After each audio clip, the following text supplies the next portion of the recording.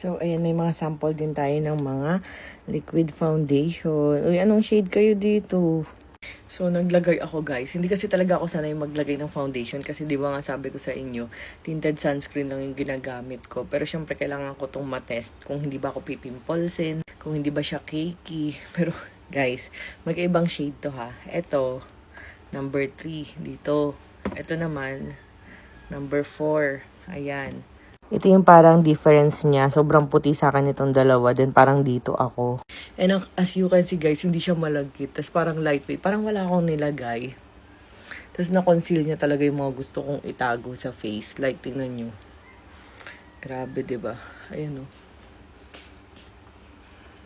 Ayan. So, guys, pinaperfect pa namin. Soon, kakakilig. Kakagising lang ni Buntis.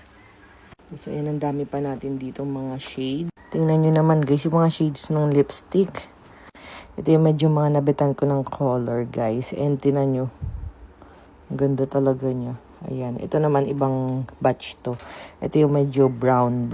Mahilig kasi ako diba sa ganyan. Tapos yun nga guys, ang kagandahan dito, waterproof kasi itong foundation natin. Tingnan nyo ha. Tingnan nyo, dulas lang siya.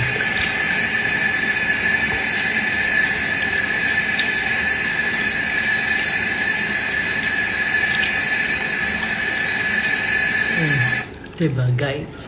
So kahit mag-swimming kayo, mahihilig mag-makeup dyan, hindi kayo mahuhula. Ayan. Pero feeling ko nga maputi pa sa akin tong shade na to. Feeling ko mas darker ng konti. Ayan. Nakaka-excite mo. Tingnan nyo guys, oh.